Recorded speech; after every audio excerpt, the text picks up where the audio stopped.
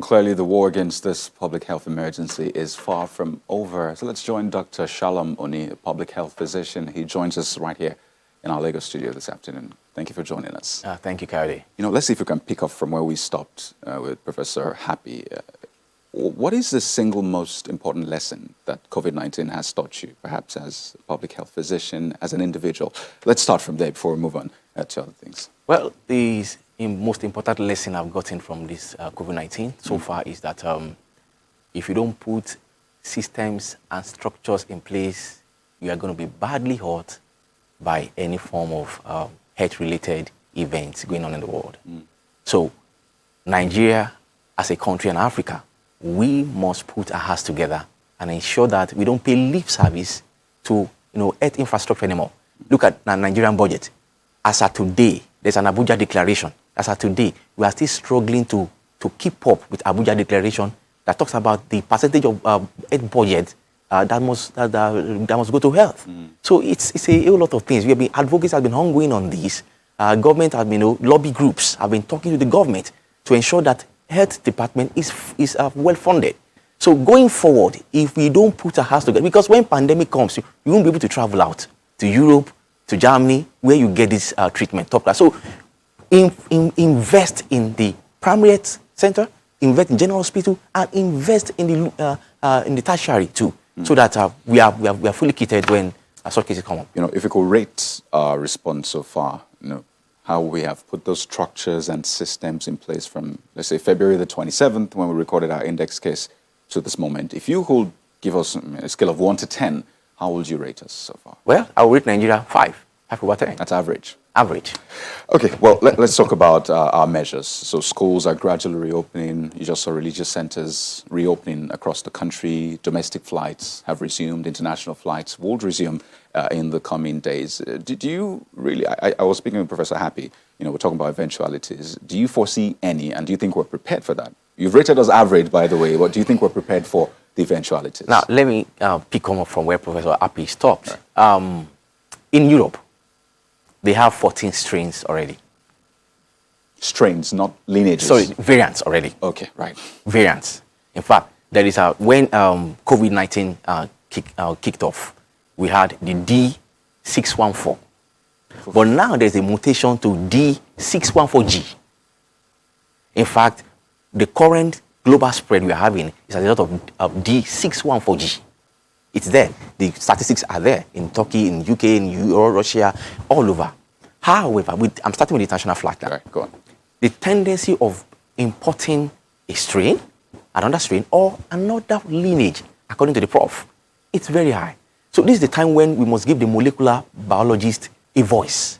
They must come on board to ensure that we come up with the right surveillance system. In fact, they must be well funded right now, so that those who are being quarantined, those who are going in and out and being quarantined, they go beyond just testing. You are also doing a genomic sequencing so you're a step ahead for those who are positive, so that if there's a new entry of a strain or another genome in Nigeria, we can pick it. He rightly said that we have 10.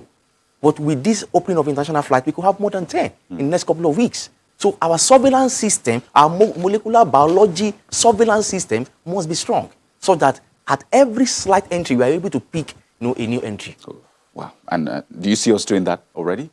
Well, for me, I think we have the capacity to do it when we are willing to. Oh, this is something I've heard a lot. We have the capacity, but we're not deploying it. Well, so we need to put our heart together and do it. We need to actually come to the table and do it. Okay, so we can do it, right? We can do it. Okay, let's talk about this, home care. I know it's a topic that was talked about at some point, but yes. It appears to me as though there's no template, really, that people can say, okay, this is how to go about it. I mean, you have said, health experts have said, there's a tendency to maybe overwhelm our health system. So maybe we should look at home care. Is there anything about that? Yeah, something has been going on home care. But let me start by saying, home-based care of COVID-19 kicked off by default. How do I mean? Around May, June, the government declared, especially in Lagos, that the number of cases, that are COVID-19 cases on the streets, are more than the ones in isolation. So as a result of that, home-based care has already kicked off on the existing structure of COVID surveillance that is at the local government and ward level.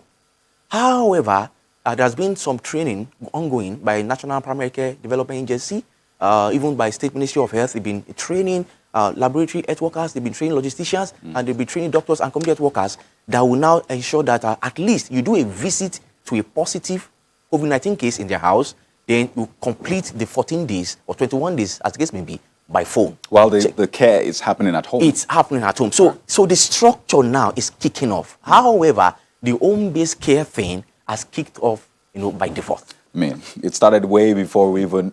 Exactly, that's it. Wow, I mean, great insights there, Dr. Shalom Oni. But I'd like to thank you so much, public health physician. Thank you for your thoughts. Thanks for having me.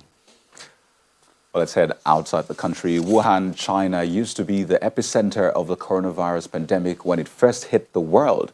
Well, over 6 months after, many countries are still battling to contain the spread of the virus, but it seems that Wuhan is back to its old normal. Well, pictures from the weekend show thousands of people packed shoulder to shoulder with no face masks in sight, frolicking on rubber floats and cheering along to a music festival. Well, it's not a very 2020 image, if you ask me, but it was a scene this weekend in the Chinese city of Wuhan, where COVID-19 first emerged late last year.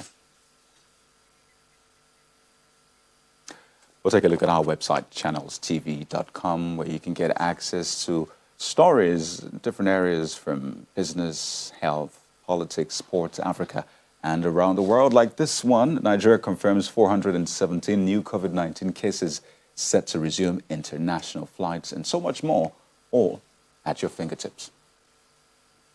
Well, that's the COVID-19 update. Thank you for watching. I am Kayode Okikiolu. Do stay healthy and stay safe.